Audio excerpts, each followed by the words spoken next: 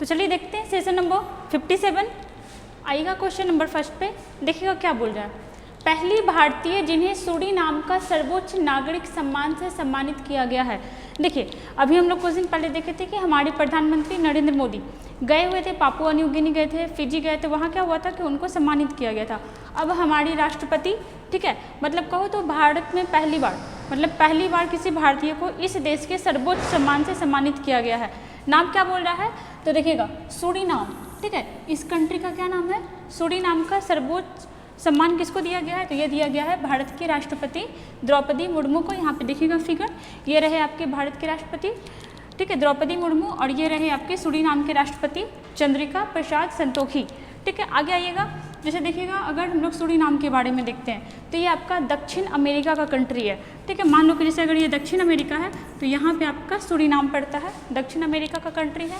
और कौन सा अवार्ड मिला है, तो ये मिला है grand order of the chain of the yellow star. देखो इतना लंबा तो देगा नहीं, या तो आपका द येलो स्टार लास्ट का 2-3 वर्ड दे देगा, या फिर आपसे यही पूछेगा कि सूरीनाम का सर्वोच्च सम्मान किसको मिला, तो राष्ट्रपति द्रौपदी मुर्मू को। जैसे यहाँ पे देखिएगा अगर बात करते हैं नरेंद्र मोदी के बारे में, तो इनको कौन कौन सा अवार्ड मिला, ऐसे तो बहुत सारा अवार्ड मिला है। अगर करंट में ऐड करते हैं तो पापुआ न्यू गिनी का कौन सा, तो ऑर्डर ऑफ लोगोहो, फिजी का तो ऑर्डर ऑफ फिजी, ठीक है। इस टाइप से बहुत सारे सम्मान से सम्मानित किया गया। वहीं अगर देखते हैं रतन टाटा, देखे थे इनके बारे में भी क्या, तो ऑस्ट्रेलिया का सर्वोच्च पुरस्कार ऑर्डर ऑफ ऑस्ट्रेलिया से किसको सम्मानित किया गया था, तो आपका रतन टाटा को, जो भारतीय हैं। और के चंद्रशेखर, इनको अभी फ्रांस का, ये भी आपके भारतीय ही हैं, और फ्रांस का सर्वोच्च सम्मान, ठीक है, ये भी किसको मिला था, तो ये मिला था आपका के चंद्रशेखर को। आगे आते हैं, जैसे देखिएगा अगर बात करते हैं सूरीनाम के बारे में, तो पहले तो साउथ अमेरिका का कंट्री है ये। दूसरा, इसका कैपिटल क्या हो जाएगा, तो पारामरिबो, ठीक है, क्या पारामरिबो। प्रेसिडेंट के बारे में बात करते हैं तो चंद्रिका प्रसाद संतोखी, और ये आपके भारतीय मूल के हैं, ठीक है, भारतीय मूल के हैं। देखिएगा तो अगर साउथ अमेरिका में आपका इंडियंस का संख्या बहुत ज़्यादा है, जैसे अगर वहाँ कुल आबादी के बारे में बात करते हैं तो 6.3 लाख, ठीक है, मतलब 6.5 लाख आबादी ही है। उसमें से आपका 27%, मतलब 27.4%, 27.5% के लगभग में कौन है, तो वहाँ आपका इंडियन है, मतलब भारतीय है। देखो यहाँ पे कुछ और अवार्ड के बारे में दिया हुआ है, जैसे एबल पुरस्कार मैथ के क्षेत्र में दिया जाता है, ठीक है, एबल पुरस्कार इस बार किसको मिला, लुइस कैफेरली को। नेक्स्ट नंबर में आना लता दीनानाथ मंगेशकर पुरस्कार, जो कि आपका दूसरे नंबर का है, ठीक है, कितने नंबर का है, सेकंड, किसको मिला, आशा भोसले को। वहीं अगर पूछते हैं फर्स्ट नंबर का, मतलब पहले नंबर का ये अवार्ड किसको मिला, तो ये मिला था हमारे प्रधानमंत्री को, नरेंद्र मोदी को, ठीक है। दूसरा देखिएगा चिकित्सा का एक और भी अवार्ड होता है जिसको हम लोग बोलते हैं वुल्फ पुरस्कार, किसको मिला, तो डेनियल ड्रेकर को। वहीं अगर बात करते हैं चिकित्सा में नोबेल पुरस्कार किसको मिला, तो ये मिला आपका स्वांते पाबो, ठीक है, किसको मिला, स्वांते पाबो। आगे आइएगा, संगीत कला निधि पुरस्कार 2023 किसको मिला, ये मिला आपका बॉम्बे जयश्री को, ठीक है। यहाँ पे इतना क्वेश्चन हुआ। आते हैं नेक्स्ट क्वेश्चन में, क्वेश्चन नंबर 2 देखिएगा। मणिपुर हिंसा की जांच के लिए सरकार ने किस जज के नेतृत्व में 3 सदस्यीय समिति का गठन किया गया। देखो अब क्वेश्चन क्या, यहाँ पे हम लोग जानते हैं कि मणिपुर में, मतलब भारत का पूर्वोत्तर राज्य, मणिपुर में भी क्या हुआ, हिंसा भड़का हुआ। कब से, 3 मई से ही, ठीक है, मतलब समझो कि 1 महीना से ज़्यादा हो गया। 3 मई से ही हिंसा क्यों भड़का हुआ है, मैतेई समुदाय को लेकर के, ठीक है। वहाँ का एक समुदाय है, एक जनजाति है जिसका नाम क्या है, मैतेई, और उसको लेकर के वहाँ पर काफ़ी ज़्यादा हिंसा हो गया, मतलब 80+ लोग, ठीक है, 80+ लोग मारे जा चुके हैं वहाँ पे। तो अब क्या हुआ है कि इसके लिए कमेटी बैठाया गया है कि आखिर इसका सोल्यूशन कैसे निकलेगा, ठीक है, उसी के लिए कमेटी बैठाया गया। अब इसमें क्वेश्चन है कि किसके नेतृत्व में, मतलब इस कमेटी का अध्यक्ष कौन है, तो ये हो जाएंगे आपके अजय लांबा, ठीक है, कौन से, अजय लांबा। अब अजय लांबा कौन है, तो गुवाहाटी, हम लोग नाम सुने हैं, असम का एक बड़ा सा शहर है जिसका नाम है गुवाहाटी, मतलब गुवाहाटी उच्च न्यायालय के क्या है ये, तो रिटायर्ड जज है, ठीक है, गुवाहाटी हाईकोर्ट के मुख्य जज रहे थे, मतलब अभी नहीं है। और इनको क्या बनाया गया है, तो इसका अध्यक्ष, ठीक है। इस कमेटी का, मणिपुर में जो हिंसा हुआ है उसके लिए एक कमेटी बैठाया गया है, और उस कमेटी का अध्यक्ष कौन है, अजय लांबा, जो कभी गुवाहाटी हाईकोर्ट के क्या थे, तो अध्यक्ष, ये मुख्य जज रहे थे, ठीक है। और यहाँ पे देखना इसमें 3 मेंबर है, मतलब 3 सदस्यीय बनाया गया, यहाँ पे देखिए मेंशन भी किया हुआ है, 3 सदस्यीय। तो अध्यक्ष तो ये हो गए पहले नंबर के। दूसरे नंबर पे कौन है? तो हिमांशु शेखर, ठीक है। दूसरे नंबर पे कौन है? दूसरे पे आपके हिमांशु शेखर जो रिटायर्ड IAS ऑफिसर है। कौन है? तो रिटायर्ड IAS ऑफिसर। कौन? तो हिमांशु शेखर दास, ठीक है। और नंबर 3 पे देखना आलोक प्रभाकर, ये कौन है? तो ये रिटायर्ड IPS है, रिटायर्ड IPS। याद रखिएगा इतना। यहाँ पे देखिएगा सेव मणिपुर, सेव मैतेई, ठीक है। वहाँ पे इस तरह से हिंसा हो रहा है, लोग वहाँ पे काफ़ी डरा हुआ भी इस वजह से। आगे देखिएगा 3 मई से ये हिंसा स्टार्ट हुआ था। देखो यहाँ पे कुछ कुछ और समिति के बारे में हम लोग देख रहे हैं। 2-3 दिन पहले ही हम लोग देखे थे कि जो चीता आया था कहाँ से? तो नामीबिया से और आपका साउथ अफ्रीका से काफ़ी चीता मरते जा रहा है। 6 तो मर चुका है, इसमें 3 यंग था और 3 बच्चा था। 6 मर चुका है। तो अब इस चीता को कैसे बचाया जाए, ठीक है। ये जो हमारा ये मतलब चीता का जो लाया गया जो प्रोजेक्ट है फेल होते जा रहा है। तो इस प्रोजेक्ट को कैसे बचाया जाए, इसके लिए आपका एक समिति का गठन किया गया है, जिसमें कितने मेंबर हैं? तो 11 मेंबर। आगे देखिएगा, जिसे देखना SK धड़, JVP और फजल अली आयोग। अगर आपसे पूछता है कि ये तीनों कमेटी किस चीज़ से रिलेटेड है, मान लो कि ऑप्शन दे देगा ये 3, एक और बोलेगा बताओ इनमें से ये मतलब कौन सा कमेटी भाषाई आधार पर या फिर राज्य के पुनर्गठन से संबंधित नहीं है। इसका मतलब देखो आंसर निकल गया यहाँ पे कि जो आपका SK धड़ है, JVP है और फजल अली आयोग, तीनों अलग अलग कमेटी है और किस चीज़ से संबंधित है? तो राज्य पुनर्गठन से। मतलब जब भारत आज़ाद हुआ था तो उस समय क्या हो रहा था कि भारत में किस तरह से राज्य हो, किस तरह से राज्य ना हो, सब अपना अपना मांग कर रहा था। कोई बोल रहा था भाषाई आधार पर बांट दो, कोई बोल रहा था वो ऑफिशियल मतलब प्राकृतिक तरह से बांट दो, सब अपना अलग अलग बात कर रहा था। तो उस समय भी कमेटी का गठन किया गया था। पहला कमेटी था आपका 1948 में बनाया गया था SK धड़, जिसमें कि SK धड़ जो थे इलाहाबाद हाईकोर्ट के रिटायर्ड जज रहे थे, उन्हीं की अध्यक्षता में कमेटी का गठन किया गया था। एक था आपका JVP में कौन था? तो जवाहरलाल नेहरू, पट्टाभी सीतारमैया और भी से सरदार वल्लभ भाई पटेल, इन तीनों के ग्रुप का एक कमेटी बैठाया गया था 1948 में। ये दोनों का कहना था, मतलब इन दोनों कमेटी में ये कहा गया कि भाषाई आधार पर किसी भी राज्य का गठन करना सही नहीं है। वहीं पे जब बहुत ज़्यादा हिंसा भड़कने लगा उस समय भी, तो फजल अली आयोग बनाया गया, ठीक है। और फिर इसके अकॉर्डिंग राज्य को बांट दिया गया। ये कब बनाया गया था, इसका आप लोग आंसर बताइएगा कमेंट बॉक्स में, ठीक है। आगे देखना संथानम समिति किससे से संबंधित है? तो भ्रष्टाचार से संबंधित था। कोठारी आयोग, ये किससे से संबंधित है? तो शिक्षा से। आगे आना नानावती आयोग, बहुत इंपॉर्टेंट। हम लोग जानते हैं कि गुजरात में एक बार गोधरा कांड हुआ था, उस कांड के बारे में जानकारी के लिए या फिर वो कैसे हुआ था, क्या हुआ था, उसके बारे में भी एक कमेटी का गठन किया गया था, जिसका नाम क्या था? नानावती आयोग, ठीक है। यहाँ पे हम लोग देख लिए ये मणिपुर के हिंसा वाला 3 सदस्यीय ग्रुप का बैठक हुआ है। आगे देखना क्वेश्चन नंबर 3, बहुत ज़्यादा इंपॉर्टेंट। क्या है क्वेश्चन आपका? 5 जून को कौन सा दिवस मनाया गया, ठीक है। हम लोग अभी लगातार ये सब डेट देखे भी हैं।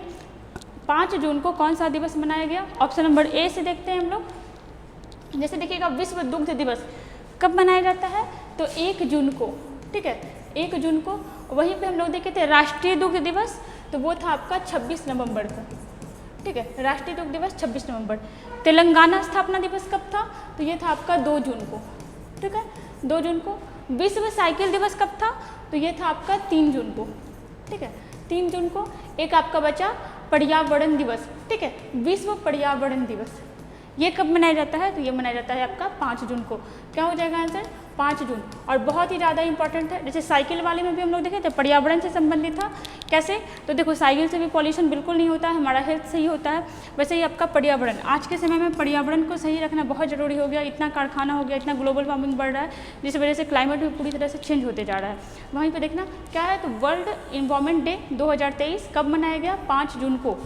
स्टार्ट कब हुआ था? तो पहले तो देखना घोषणा के बारे में। घोषणा हुआ था 1972 में, ठीक है, घोषणा हुआ था 1972 में। पहली बार मनाया गया 1974 मीन्स 74 में, और इस बार इसका 50वां वर्षगांठ था।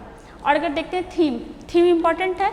अगर आपसे पूछता है कि 5 जून 2023 को मनाया गया पर्यावरण दिवस का थीम बताइएगा, क्या हो जाएगा? Beat plastic pollution. आज के टाइम में देखना पॉल्यूशन में प्लास्टिक एक बहुत बड़ा रोल निभाने लगा है। प्लास्टिक का क्या होता है कि वो कभी ख़त्म ही नहीं होता है, कभी रिसाइकिल होता ही नहीं है। वो अगर बन गया तो वो हमेशा रहेगा, ख़त्म नहीं हो सकता है कभी। तो इस वजह से ये बहुत दिक्कत हो रहा है ये प्लास्टिक वाले से इस बार थीम भी रखा गया है आपका बीट प्लास्टिक पॉल्यूशन। आगे देखिएगा, अगर बात करते हैं भूपेंद्र यादव के बारे में, तो ये आपका कौन है, पर्यावरण मंत्री, ठीक है, पर्यावरण मंत्री कौन है, ये है आपके भूपेंद्र यादव, ठीक है। आते हैं नेक्स्ट क्वेश्चन पे।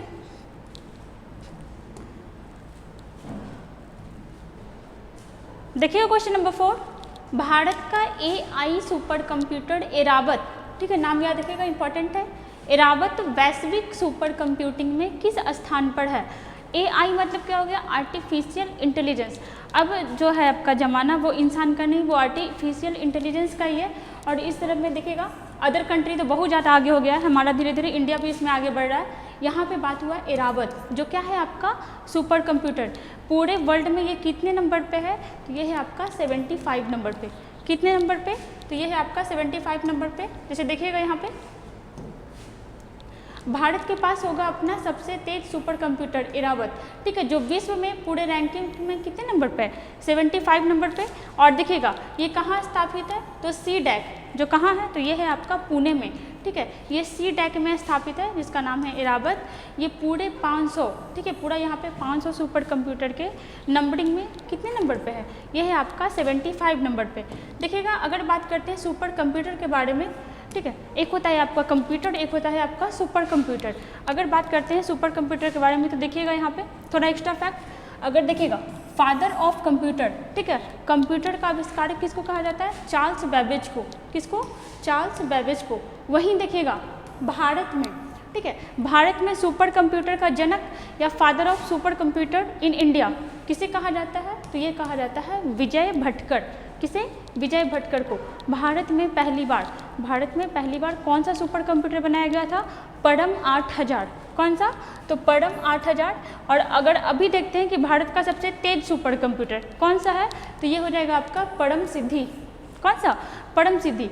अगर देखो एक चीज़ बहुत ज़्यादा इंपॉर्टेंट, पूरे दुनिया में सबसे तेज सुपर कंप्यूटर किस देश का है, तो देखना पहले क्या था ना, मतलब कुछ दिन पहले तक सबसे आगे आपका था जापान, और जापान के सुपर कंप्यूटर का क्या नाम है, फुगाकू, ठीक है। पहले आपका जापान था फर्स्ट नंबर पे, लेकिन उसके बाद आपका अमेरिका द्वारा जो सुपर कंप्यूटर बनाया गया उसका नाम है फ्रंटियर। ये अब क्या हुआ कि फुगाकू को भी पीछे छोड़ दिया, फुगाकू को पीछे छोड़ा, इट मीन्स कि अब फर्स्ट नंबर पे कौन है, फ्रंटियर, और दूसरे नंबर पे फुगाकू, और तीसरे नंबर पे क्या, लूमी। ये कहाँ का है, तो ये है आपका फिनलैंड का। कहाँ का, फिनलैंड, ठीक है। फुगाकू कहाँ का है, तो ये है आपका जापान का, ठीक है। और फ्रंटियर कहाँ का है, तो ये है आपका USA का, ठीक है, याद रखिएगा। आते हैं नेक्स्ट क्वेश्चन पे। क्वेश्चन नंबर 5, किस राज्य की सांची, देखो किस राज्य का सांची शहर पहला सौर शहर बनेगा। सौर शहर मतलब क्या होता है, देखो इस टाइप का सोलर प्लेट होता है, ठीक है, इस टाइप का आपका सोलर प्लेट होता है, और इस पर क्या होता है कि सूर्य का रोशनी आता है तो इसको ये सेव करके रख लेता है, और इसी से आपका इलेक्ट्रिक काम चलता है। इस टाइप का आप देखोगे बहुत जगह ना सौर पैनल लगा होता है, उसी को हम लोग बोलते हैं सौर पैनल। देखना अब क्या हो रहा है ना, हम लोग देख रहे हैं कि सीधा मतलब अभी सौर शहर का ही या फिर सौर चीज़ का ही जमाना आ गया। जैसे हम लोग देखे थे पहला सौर गांव बनाया गया था, ठीक है, सौर गांव था आपका, सौर मंदिर था, मतलब सूर्य के एनर्जी को जमा करके रख लो और बाद में उसको यूज करो। मंदिर भी बना था आपका, गांव भी बना था, नाव भी बना था, नाव, ठीक है। और यहाँ पे अभी क्या बन रहा है, तो शहर, और ये शहर कहाँ का है, सांची के बारे में अगर सुने होंगे तो आप लोग को पता होगा कि आपका मध्य प्रदेश का एक शहर है, मतलब मध्य प्रदेश का सांची शहर भारत का पहला सौर शहर बनने वाला है। यहाँ पे सब चीज़ किससे यूज होगा, देखो बताए थे सोलर प्लेट आपका इस टाइप का होता है, वो सूर्य की एनर्जी को अपने पास जमा कर लेता है। भोपाल में देखना MP के रायसेन जिले में स्थित विश्व विरासत स्थल सांची जो है भारत का पहला सौर शहर बनने के लिए पूरी तरह क्या हो चुका है, तैयार हो चुका है। देखना यहाँ पे अगर बात करते हैं सौर ऊर्जा, ठीक है, सोलर एनर्जी से संचालित देश का पहला गांव मोढेरा गांव, कहाँ का, तो ये हो जाएगा आपका गुजरात का, ठीक है। वहीं देखते हैं सौर ऊर्जा से संचालित भारत का पहला मंदिर, कौन सा मंदिर हो जाएगा, कोणार्क मंदिर, ठीक है, कोणार्क का सूर्य मंदिर, जिसको हम लोग ब्लैक पैगोडा भी कहते हैं, ब्लैक पैगोडा। इसको बनाया कौन था, तो देखिएगा गंग वंश के शासक, गंग वंश के शासक, जिसका नाम क्या था, नरसिंह देव प्रथम, नरसिंह देव प्रथम, ठीक है, उसके द्वारा ये मंदिर बनाया गया था। और अब क्या हुआ है, ये सौर ऊर्जा से संचालित हो चुका है। सौर ऊर्जा से संचालित पहला हवाई अड्डा कोचिन हवाई अड्डा, और कोचिन कहाँ है, तो ये है आपका केरल में। और देखना, सौर ऊर्जा से संचालित पहला नाव कौन सा हो जाएगा, तो केरल में ही चलाया गया था, और नाम क्या था, सूर्यांशु। क्या नाम था, सूर्यांशु। ठीक है, आगे आइएगा। क्वेश्चन नंबर 6, महारत्न कंपनी सेल, ठीक है, महारत्न कंपनी सेल के अध्यक्ष किसे बनाया गया है, तो ये क्या हो जाएगा आपका अमरेंद्र प्रकाश। ठीक है, अमरेंद्र नहीं होगा, अमरेंदु। ठीक है, अमरेंदु प्रकाश को आपका सेल। अब देखो यहाँ पे कि सेल क्या होता है, तो steel authority of India limited, मतलब यहाँ पे स्टील का सारा चीज़ बनाया जाता है, स्टील का प्रोडक्शन किया जाता है, कहाँ, सेल। और जो आपका स्टील का सबसे बड़ा कंपनी भारत में कौन सा है, यह है आपका सेल। स्थापना कब हुआ था, तो 19 जनवरी 1954 को। ठीक है, स्थापना कब हुआ था, 19 जनवरी 1954। देखो अगर 1954 से हम लोग कनेक्ट करते हैं तो भारत का सर्वोच्च सम्मान कौन सा, तो ये हो जाएगा आपका भारत रत्न। कब स्टार्ट हुआ, 1954 में। वहीं बात करते हैं पद्म पुरस्कार के बारे में, जो आपका 3 तरह का होता है। कौन कौन सा, तो पहला होता है विभूषण, दूसरा होता है भूषण, और तीसरा होता है आपका श्री। मतलब इस तरह से क्या हो रहा है कि इसका क्वालिटी घट रहा है। ये जो आपका स्टार्ट हुआ था 1954 में। एक और साहित्य अकादमी पुरस्कार, साहित्य अकादमी पुरस्कार, ये भी कब स्टार्ट हुआ था, ये भी आपका 1954 में ही स्टार्ट हुआ था। यहाँ पे आइएगा, मुख्यालय कहाँ है, तो ये हो जाएगा आपका न्यू दिल्ली। और सोमा मंडल, याद रखिएगा, इंपॉर्टेंट नाम है। करंट से तो हट गया, बट अभी आपका स्टैटिक बन गया।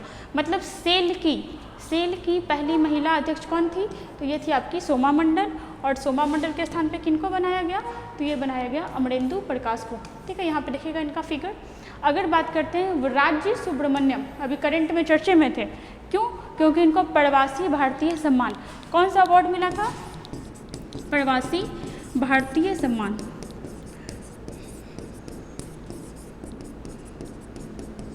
और देखिएगा, अगर बात करते हैं प्रवीण सूद, तो इनको अभी सीबीआई का निदेशक बनाया गया है। ठीक है, सीबीआई का निदेशक। और देखिएगा वुपल्ला परनीत, तो इनके बारे में 82 नंबर के, ठीक है, 82 नंबर के ग्रैंड मास्टर कौन बने हैं, वुपल्ला परनीत। ठीक है, आइएगा आगे। क्वेश्चन नंबर 7, नेपाल के किस पर्वतारोही ने आर्टिफिशियल पैरों के साथ माउंट एवरेस्ट फतह की है। ठीक है, सोचो कि इनके पास अपना पैर नहीं है, और ये थे कौन, तो ये आर्मी में थे, मतलब सेना के जवान थे। और एक युद्ध में ही क्या हुआ था कि इनका पैर कट गया था। और ये देखो पूरी तरह से आर्टिफिशियल पैर, मतलब मशीन लगा हुआ है, और इससे माउंट एवरेस्ट को फतह कर लेना, जो कि पूरे दुनिया में सबसे ऊंचा चोटी है, अपने आप में कितना बड़ा इंस्पायरेशन है। लोग बोलते हैं मोटिवेशन टॉक चाहिए, मोटिवेशन नॉलेज चाहिए, इससे बड़ा मोटिवेशन क्या हो सकता है कि किसी का पैर नहीं है और वो छत तो छोड़ो माउंट एवरेस्ट चढ़ गया, माउंट एवरेस्ट फतह कर लिया। इसलिए अगर जुनून हो तो आदमी कुछ भी कर सकता है। आगे दिखेगा, और ये हम लोग के लिए छोटा मोटा जॉब निकालना कोई बड़ा बात नहीं है इसके सामने। ठीक है, और यहाँ पे देखिएगा ऐसे क्वेश्चन क्या बोल रहा था कि नेपाल के किस पर्वतारोही ने आर्टिफिशियल पैरों के साथ क्या किया है, तो माउंट एवरेस्ट को फतह कर लिया है। माउंट एवरेस्ट जो आपका पूरी दुनिया का सबसे ऊंचा चोटी है। ठीक है, कहाँ पड़ता है, तो नेपाल, मतलब नेपाल उपाल सब जगह फैला हुआ है। और देखना यहाँ पे कौन है ये, तो ये है आपके हरि बुद्ध मागर, बहुत इंपॉर्टेंट नाम, एग्जाम में आने का बहुत सारा चांसेज है। हरि बुद्ध मागर जो है आपके आर्टिफिशियल पैर के साथ कहाँ चढ़ लिए, माउंट एवरेस्ट। और ये आपके सेना के जवान रहे थे। एक युद्ध में क्या हुआ था, इनका पैर, दोनों पैर क्या हो गया था, खत्म हो गया था। यहाँ पे देखिएगा पाशांग दावा शेर्पा और कामी रीता शेर्पा। शेर्पा क्या होता है ना, किसी भी चीज़ को आगे रास्ता दिखाने वाले को शेर्पा कहा जाता है। ये दोनों भी अपना रिकॉर्ड बनाए हुए हैं 26 बार 27 बार माउंट एवरेस्ट फतह करने का। देखिएगा जैसे माउंट एवरेस्ट के बारे में बात करते हैं, तो माउंट एवरेस्ट को पहले चोटी 15 मतलब पिक 15 के नाम से भी जाना जाता था। इसकी ऊंचाई कितनी है, तो 8848। ठीक है, 8848 मीटर। चूँकि ये बर्फ़ का बना हुआ है तो इसका लंबाई घटते बढ़ते भी रहता है। आप कहीं देखना तो आपको कहीं कहीं 8850 मीटर भी मिल सकता है। ठीक है, ऑन एन एवरेज इतना ही रहेगा, इससे ज़्यादा नहीं बढ़ेगा, कम भी नहीं होगा। आगे देखना, अगर बात करते हैं तिब्बत में, तो तिब्बत में इसे चोमोलंगमा कहा जाता है। वहीं नेपाल में, तो नेपाल में इसे सागर माथा, ठीक है, नेपाल में इसे सागर माथा कहा जाता है। अगर बात करते हैं माउंट एवरेस्ट को पहली बार चढ़ने वाला इंसान, तो हो जाएगा Edmund Hillary and Tenzing Norgay. कब चढ़े थे? 1953 में। वहीं अगर पहली महिला के बारे में बात करते हैं, जुंको तेबई। कौन? जुंको तेबई कब चढ़ी थी? 1975। और वो भारत की नहीं थी, कहाँ की थी? तो ज से जुंको और ज से आपका जापान। ठीक है, याद रखना। भारत की पहली महिला तो बछेंद्री पाल, जो 1984 में चढ़ी थी। पूरे ऑल ओवर में देखते हैं तो पूरे दुनिया में सबसे ऊंचा चोटी तो ये आपका माउंट एवरेस्ट ही हो जाएगा। सेकंड ऊंचा तो सेकंड हो जाएगा आपका K2 और थर्ड हो जाएगा कंचनजंगा। कंचनजंगा इसका ऊंचाई कितना है? तो 8848, इसका 8611 और इसका 8586 मीटर। ठीक है, ये देखना, ये पूरे दुनिया में तीसरा सबसे ऊंचा चोटी है और भारत का पहला ऊंचा चोटी है। कौन सा? तो कंचनजंगा। ठीक है, आइएगा आगे। क्वेश्चन नंबर 8, भारत और किस देश के बीच एकता अभ्यास? कौन सा अभ्यास? तो एकता अभ्यास का 6ठा संस्करण शुरू हुआ है। आजकल के एग्जाम में क्या हो रहा है ना कि डायरेक्ट आपसे ये अभ्यास के बारे में नहीं पूछता है बताओ कितना संस्करण है या फिर कहाँ ये आयोजित हो रहा है। तो एकता अभ्यास का पहले तो 2-3 चीज़ देख लो। भारत और मालदीव के बीच 6ठा संस्करण अभ्यास हो कहाँ रहा है? तो मालदीव में ही हो रहा है और कब से कब तक? 1 महीना चलने वाला है। आगे हम लोग देखेंगे, यहाँ पे फिगर देखना, ओपनिंग सेरेमनी एक्सरसाइज एकता 2023। ठीक है, तो किसके बीच हो जाएगा? तो ये हो जाएगा आपका भारत और मालदीव के बीच। आगे आइएगा, इसे देखिएगा, मालदीव में इसका आयोजन हो रहा है, 4 जून से स्टार्ट हो चुका है और आपका 3 जुलाई तक चलेगा। वहीं बात करते हैं अगर मालदीव के बारे में, तो एक तो हम लोग देखें एकता। ठीक है, एक तो हम लोग देखें एकता और दूसरा देखिएगा एकूबेरिन एक्सरसाइज। किसके बीच होता है? तो भारत और मालदीव के बीच। वहीं देखिएगा मलेशिया। ठीक है, मलेशिया तो इसके साथ भारत का उदार शक्ति और हरिमऊ। ठीक है, उदार शक्ति और हरिमऊ किसके बीच होता है? भारत और मलेशिया के बीच। फ्रांस के साथ देखना तो गरुड़, वरुण और शक्ति। गरुड़, वरुण और शक्ति किसके बीच होता है? तो भारत और फ्रांस के बीच। वहीं अगर आप गरुड़ शक्ति को एक साथ कनेक्ट कर दोगे ना तो वो भारत और इंडोनेशिया के बीच हो जाएगा। जापान के बारे में देखना तो जीमेक्स, देखो J for Japan, I for India. JIMEX, Veer guardian, धर्म गार्जियन और आपका सेन्यू मैत्री किसके साथ होता है? तो भारत और जापान। वहीं देखना बुलंद भारत एक्सरसाइज भारतीय सेना द्वारा ही किया गया, मतलब ये सिर्फ भारतीय सेना के द्वारा ही किया गया था। क्वेश्चन नंबर 9 देखना, हाल ही में बौद्ध धर्म को समर्पित पोषण पाया पर्व कहाँ मनाया गया? मतलब बौद्ध धर्म से संबंधित ये पर्व है, नाम क्या है? पोषण पाया। कहाँ मनाया गया? तो देखना श्रीलंका में। ठीक है, कहाँ? श्रीलंका में। अगर बौद्ध धर्म के बारे में बात करते हैं तो श्रीलंका में भी बौद्ध धर्म का संख्या बहुत ज़्यादा है, चाइना में भी है, लेकिन चाइना में आपका जैसे जब आप बौद्ध धर्म पढ़ोगे ना तो 3 भाग में बट जाता है। 3 भाग में नहीं, शुरुआत में तो आपका 2 भाग में बटता है, एक होता है आपका हीनयान और एक होता है आपका महायान। ठीक है, और महायान वाला शाखा ही आगे जाकर क्या बन जाता है? तो ये आपका ब्रजयान ही बन जाता है। और देखो हीनयान क्या होता है ना कि गौतम बुद्ध जो बोलते थे, जैसे वो रहते थे, एकदम सेम टू सेम आदमी वैसे ही रह रहा है, वो आपका हीनयान वाला हो गया। मतलब देखो आज के टाइम का इंसान उतना नहीं कर पाता जितना हीनयान वाला लोग कर लेता था, या जितना सेक्रीफाइस आपका गौतम बुद्ध कर लिए थे आज का इंसान नहीं कर सकता। तो हीनयान धर्म को मानने वाले की संख्या क्या है?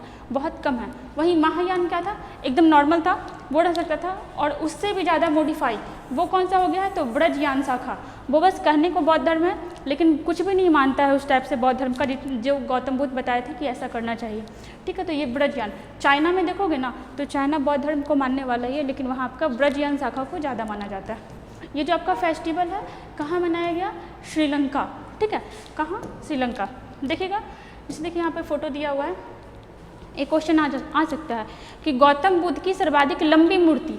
अब देखो लंबा और ऊंचाई में अंतर होता है, मतलब लंबा तो आपका इस टाइप से हो गया और ऊंचाई वाला आपका इस टाइप से हो गया।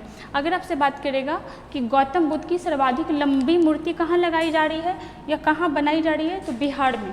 ठीक है, बिहार में आपका बुद्ध की शयन मुद्रा में। ठीक है, सोए हुए मुद्रा में आपका सबसे लंबा मूर्ति कहाँ बनाया जा रहा है? तो हमारे बिहार में। ठीक है, देखना है अभी यहाँ पे काम ही चल रहा है मूर्ति पे।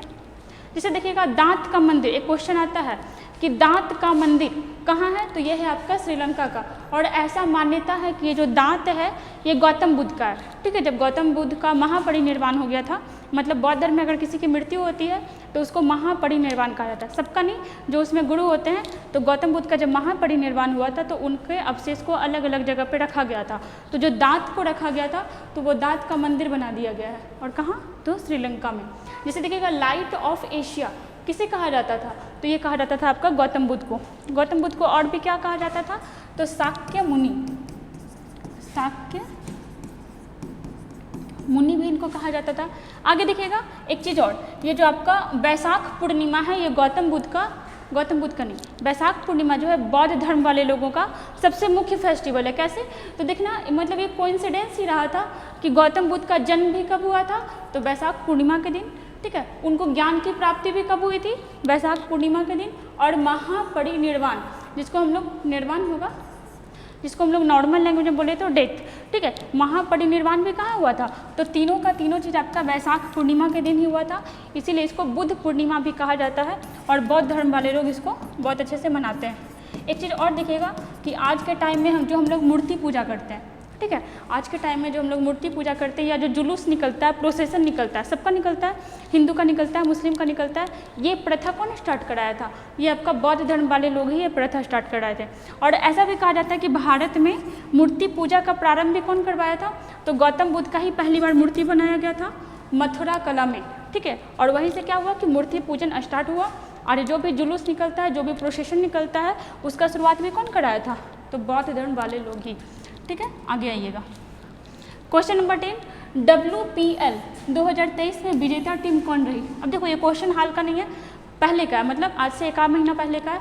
रिवीजन के लिए बस ले लिया गया क्योंकि अभी IPL हुआ था और WPL भी हुआ था। क्वेश्चन इससे भी आ सकता है, आएगा ही क्योंकि ये पहली बार हुआ था। तो सोचे कि तो चलो थोड़ा रिवीजन हो जाता है। अब देखना यहाँ पर WPL मतलब क्या हो गया? वीमेन प्रीमियर लीग, ठीक है। IPL क्या होता है? तो वो मेन के लिए होता है और WPL हो गया आपका विमेन के लिए। अब यहाँ पे देखना WPL 2023 में विजेता टीम कौन रही थी?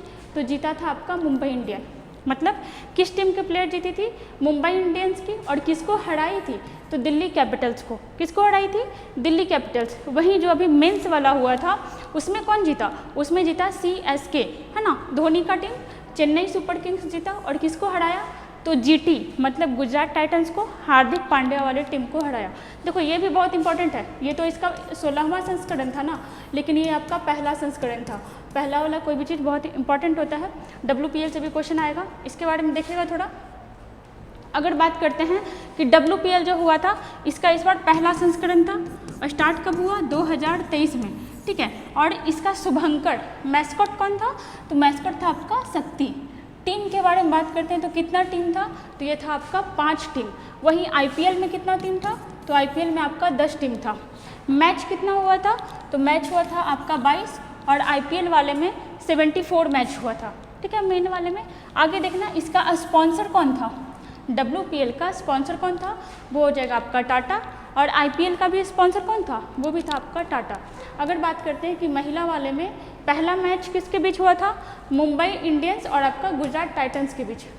आगे देखिएगा, अगर बात करते हैं सबसे महंगी प्लेयर कौन थी? तो ये थी आपकी स्मृति मंधाना, ठीक है। स्मृति मंधाना कितने में बिकी थी? तो 3.4 करोड़। और कौन खरीदा था? तो RCB रॉयल चैलेंजर्स बेंगलुरु। वहीं बात करते हैं पुरुष वाले में तो सबसे महंगा प्लेयर था आपका सैम करन, ठीक है, सैम करन। और कितना में बिका था ये? तो 18.5 करोड़, ठीक है। आगे आइएगा, विनर टीम कौन सा था? तो MI मुंबई इंडियंस। किसका टीम था? तो हरमनप्रीत कौर का। आगे देखिएगा प्लेयर ऑफ द मैच का अवार्ड किसको मिला था? तो नेट सीवर ब्रंट। देखना, ध्यान देना, ये महिला वाला है, ठीक है, ये आपका वुमेन वाला है।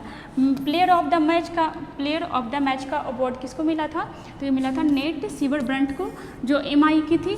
और देखना ऑरेंज कैप हम लोग देखे थे, ऑरेंज कैप रन वाले को दिया जाता था और आपका पर्पल कैप विकेट वाले को। यहाँ पे ऑरेंज कैप किसको मिला था? मैग लैनिंग को। और कितने रन बनाई थी? तो 345। वहीं अगर पूछते हैं किस टीम की थी? तो दिल्ली कैपिटल की। पर्पल कैप किसको मिला था? जो आपका विकेट लेने वाले को दिया जाता है, हैली मैथ्यूज को। ये किसकी थी? तो मुंबई इंडियंस की। और विकेट कितना ली थी? 16, ठीक है। चलिए यहाँ पे हमारा 10 क्वेश्चन कंप्लीट हुआ। ये पहले का था, बस रिवीजन के लिए ले लिया गया था क्योंकि अभी भी इससे क्वेश्चन आते रहता है और इस पूरे साल तो इससे क्वेश्चन आएगा ही आएगा, ठीक है, ऐसे ही बने रहिए हमारे साथ।